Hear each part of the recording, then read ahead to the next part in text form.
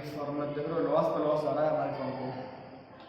देख तो मैं भी रहा हूँ, ये 1 साल 2 साल 3 साल से लॉस में जा रही है फर्म। तो एक काम करते हैं, इस पर बात करते हैं मैनेजर से। हाँ करनी चाहिए। है ना, ये मैनेजर प्लीज आइए आप।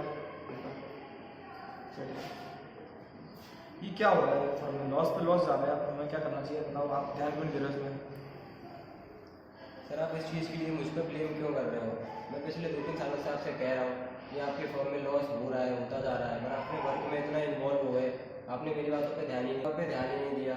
पर आगे भी चांस नहीं है कि आपको प्रॉफिट होगा, इसमें लॉस ही हो सकता है आपको, ठीक है? आप देख लो। तो शुभम क्या करना चाहिए हमको? क्या करते हैं, डिसॉल्व ही कर देते हैं फर्म को, और क्या करेंगे? हाँ, लास्ट ऑप्शन जो है वो डिसॉल्व ही है, आप बताइए करना चाहिए।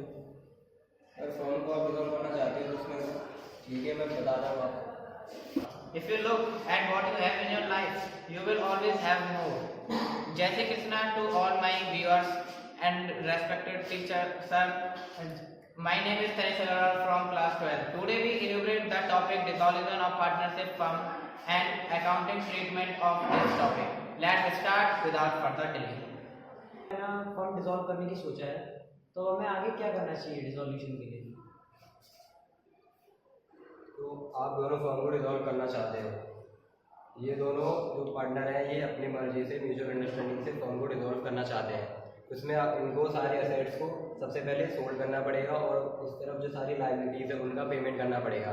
इसमें कुछ हाईलाइटेड असेट्स हैं जिनको हम सोल्ड नहीं कर सकते, जैसे liquid expense, profit and loss का डेबिट बैलेंस हो गया, पीएफडीडी हो गया, कैश इन हैंड हो गया, ये सारे असेट्स हैं, इनको हम फर्दर सोल्ड नहीं कर सकते, इनसे हमें सोल्ड करने के बाद फर्दर कैश नहीं मिल सकता।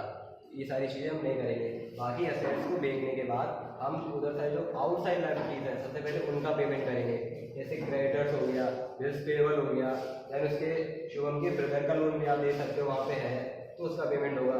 देन वेदांत लोन, ये पार्टनर का लोन है, देन इसका पेमेंट होगा। अगर इसके बाद अमाउंट बचता है तो उनके कैपिटल्स का पेमेंट होगा। पता चल गया है कैसे डिसॉल्व होगी, पर अब इसके ट्रीटमेंट के लिए अब हमें एडवाइजर हायर करनी चाहिए। हाँ, करना तो पड़ेगा। तो वो लोग बुलाते हैं मिस्टर वंश अग्रवाल और मिस्टर वंश रोहित। मिस्टर वंश, हमको पहले क्या करना पड़ेगा, मतलब पहले ट्रीटमेंट में क्या आएगा, हमको ट्रांसफर करना है हमारे पहले, तो ट्रांसफर कैसे होगी इसकी बताएंगे मुझे? सर सबसे पहले तो हमें एसेट्स को ट्रांसफर करने के लिए हमें सबसे पहले रिलाइजेबल एसेट्स को ट्रांसफर करना पड़ेगा, जिसकी एंट्री होती है realisation account debit to land and building account, furniture account, machinery account, debtors account and investment account.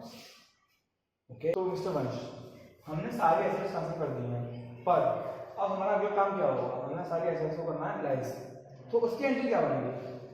तो bank account debit to realisation account बनेगी इसकी एंट्री। अच्छा, तो पर यहाँ पे एक ऐसा एसेट है जो मुझे पसंद आ गया और मेरा इसमें दिल आ गया है, यानी कि फर्नीचर है ना, ये मैं ऐसे अपने घर ले जाऊंगा। तो फर्नीचर रो मेरे फर्नीचर, ले जाऊंगा तुझको मैं अपने घर, ले जाऊंगा तुझको मैं अपने घर। तो बताइए मिस्टर वंश, तो अब इसकी एंट्री क्या होगी? सर आप सबसे पहले तो इसको अपने घर ले जा रहे हो, तो इसकी एंट्री होगी Vedant capital account debit to realisation account. तो सर इसमें आपने सारे असेट रियलाइज कर लिए, बट इसमें एक असेट रह गया है जो अनरिकॉर्डेड है, अभी तक रिकॉर्ड नहीं हुआ है इसमें, जैसे टाइपराइटर है इसमें, वो अभी रिकॉर्ड नहीं हुआ है, उसकी भी एंट्री आपको करनी पड़ेगी। ओके, तो मिस्टर वंश, जैसे कि हमने इसमें देखा, हमारे फ्रेंड ने बताया हमको कि इसमें एक ऐसा एसेट भी है जो रिकॉर्ड नहीं हुआ है, वो एक अनरिकॉर्डेड एसेट है, तो उसकी क्या होगी एंट्री बताएंगे आपको? इसकी एंट्री होगी bank account debit to realisation accounts. एक काम करता हूँ, इस एसेट को मैं ले लेता हूँ, मैं इसे लेता हूँ, घर ले जाता हूँ उसे, तो उसकी एंट्री क्या होगी?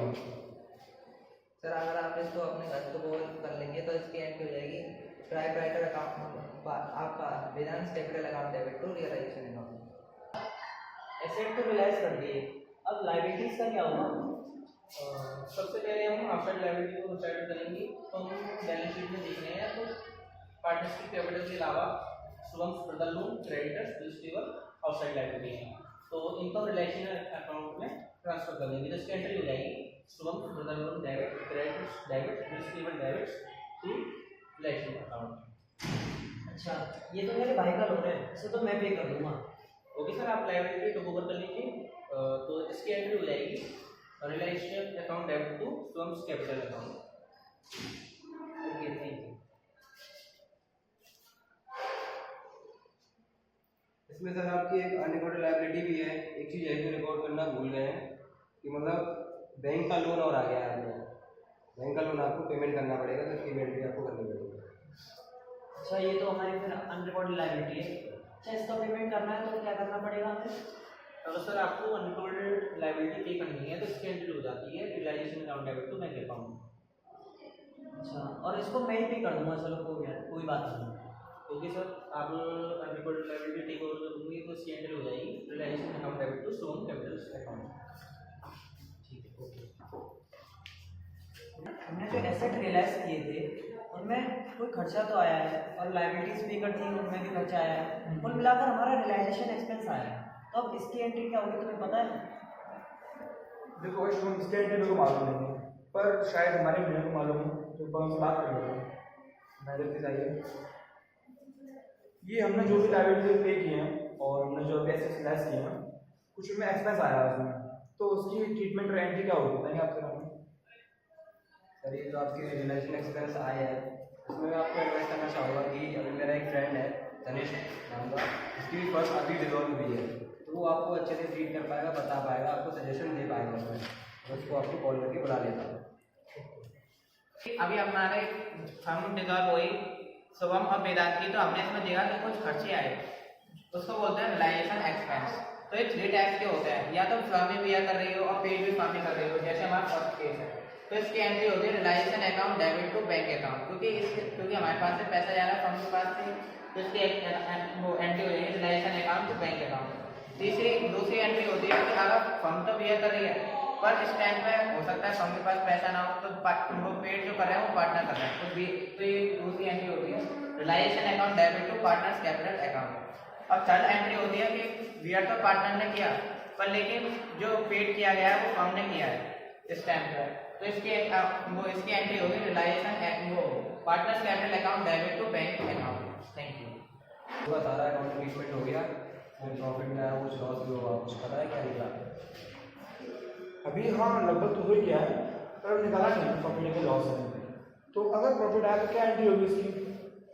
अगर आपको प्रॉफिट आता है तो ये पार्टनर्स में डिस्ट्रीब्यूट होगा, क्योंकि relation account debit to partners capital account उनको ओल्ड रेशियो में डिस्ट्रीब्यूट हो जाएगा। और अच्छा, अगर लॉस आएगा तो? लॉस के केस में ये करते हैं कि लॉस भी पार्टनर ही बियर करेंगे, उनका कैपिटल अकाउंट डेबिट कर देंगे, partners capital account debit to relation account, ये भी ओल्ड रेशियो में डिस्ट्रीब्यूट हो जाएगा, पार्टनर बियर कर लेंगे लॉस को। Okay, thank you. तो इतना करने के बाद फाइनली हमारी फॉर्म हो चुकी है dissolve. Thank you. Thank you so much for your watching. If you like our wonderful act, so please like and subscribe our channel. If you have any query, so you can write in our comment box. Thank you so much again. Thank you.